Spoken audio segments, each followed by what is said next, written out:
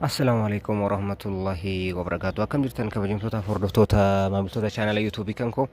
Arraan tana waan ajaa'ibaa isinitti argisiisaa namoonni baay'een yeroo amman kana paaspoortii baafatu. Firaaf ofiif baafatu namaaf baasu garuu immoo akkamitti paaspoortii akka laallatan guyyaa kam akka laallatan yoom akka deebi'uuf hin beekanii haala ittiin laallatan hin beekanii namoonni baay'een Telegram fayyadamuudhaan Telegram irraa buusuun gana maqaa isaanii search godhaniiti achirraa ka argatan jechuudha. Ani immoo har'a viidiyoo gabaabduu akkamitti karaa salphaadhaan isiniif deebi'uu fi baachuu karaa salphaan haala itti ilaallachuu dandeettan isinitti argisiisa. Namoonni baay'een Telegram irra yeroo baay'ee kan isaan ilaalan jechuudha. Achirran maqaa isaanii search godhaniiti kan argatan kun dogongora akka ta'e isinitti himuu barbaadeeti. Fakkeenyaaf amma kun Itoophiyaan Passport Service jedha. Namoonni baay'een kallattii kanaan seenanii jechuudha. Buusanii PDF buusanii jechuudha kan ilaalan. Kanaafuu kun dogongora akkas akka hin goone karaa salphaan akkamitti akka ilaallachuu dandeessan isinitti argisiisa. Hanga dhumaa hordofaa isiniin jedha. Kunis appilikeeshinii tokko fayyadamuudha.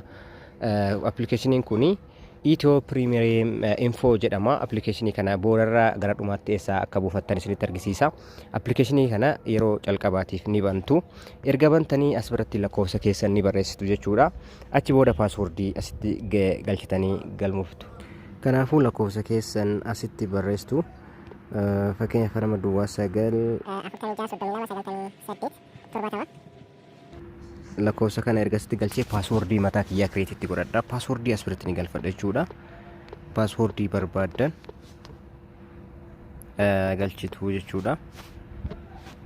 Achi booda agrii ka jedhu mallattoo tana tuttanii subscribe jettanii jechuudha. Haala kanaan isinii fida appilikeeshinichi suura erga subscribe gootanii haala kanaan isinii fida. Amma kallattiilee lamaanii kan inni isinii fidu karaa lama laallachuu dandeessan. Tokkoffaa maqaa keessan guutuu haala dura ittiin galmooftan saniin galchuudhaan waraqaa irra laaltanii jechuudha. Inni lammataa immoo lakkoofsa ittiin galmooftan lakkoofsa addaa kan isiniif kenname saniin jechuudha. Fakkeenyaaf an paaspoortii baafadheen ture naaf deebi'ee ture jechuudha. Paaspoortii keessan laalachuuf maqaa guutuu as biratti barreessa. Fakkeenyaaf amma Isaaq Ibrahim akka abbaan akka kayyuun kiyya Amaanii haala kanaan erga galmeessee kunoo maqaa kiyya haala kanaan as biratti barreessee jira. Achi booda check by name ka jedhu kana ilaaluun kliikoo gootan jala kanatti isinii fida. Kunoo fakkeenyaaf kiyya amma Wood Isaaq Ibrahim Amaan በሪኩዌስት ነምበር lakkoofsa kanaan jechuudha ያመላከቱት ፓስፖርት በቀን ጃንዋሪ 2024 ታትሞ ደርሷል ከአዳማ ኢሚግሬሽን ኦፊስ መውሰድ ይችላሉ jedha kunoo as biratti akkuma argitan immigireeshinii Adaamaadhaa deemtanii fudhachuu dandeettanii Janawaarii sii dhufeenaan jechaadhaan amma lakkoofsaanis ol barbaadanii ilaallattu jechuudha. Kan nama barbaadanii namaafis ofiifis ilaaluu dandeessu namaafis ilaaluu dandeessu jechuudha. Kanaaf teelegiraamara deemtanii maqaa keessan ganaa nama 10,000 lakkaa'amu 5,000 6,000 10,000 ni namoota lakkaaman bira deemtanii isaan laaluu hin qabdan jechuudha. Fakkeenyaaf amma kun asitti gadhiifame kana daawunlood gootanii yeroo baay'ee isin haala kanaan kan ilaaltan jechuudha. Kun sirrii miti. Isa kana ofirraa balleessan jechuudha. Inni fayyadu ofirraa dhiistu jechuudha. Kana hunda keessa seentanii maqaa sarchi gootanii ganaa tokko tokkoon barbaadanii maal jettanii haala kanaan ilaaluu hin qabdanii karaa nama isinitti argisiise kanaan karaa salphaadhaan ilaallachuu dandeessan. Yoo isiniif hin galle naaf bilbiluu dandeessan keessaan koomentiidhaan maal kallattii barbaadanii nagafachuu dandeessu. Fakkeenyaaf amma kana Qidaamee Gimboot ka jedhu kana yoo tuqxan namoota haala kanaan paaspoortiin isaanii deebi'eef isinii fida. Kun kan teelegiraamaa jechuudha. Kana hunda barbaaduun baay'ee tokko rakkisaa akka ta'edha. Amma kun namoota meeqa namoota 10,000 ol kana hunda tokkoon barbaaduun baay'ee rakkisaadha. Isin yoo barbaadan lakkoofsa keessan isa kana kaas jiru kanaan lakkoofsa kanaan jechuudha argachuu dandeessan. Fakkeenyaaf amma kaas jiru kana maquma nama as keessa jiru kana tokko sarchi goonee wajjin haa ilaallu. Fakkeenyaaf amma Tigist Dinquu Makuraa ka jedhu kana ala Tigist Dinquu Makuraa sarchaa goonume kunoo ammas biratti Tigist ውድ ትዕግስት ድንቁ መኩሪያ ፓስፖርቷ በቀን 11 ሜይ 24 ታትሞ ደርሷል ከጎተራ ኢሚግሬሽን ኦፊስ መውሰድ ይችላሉ።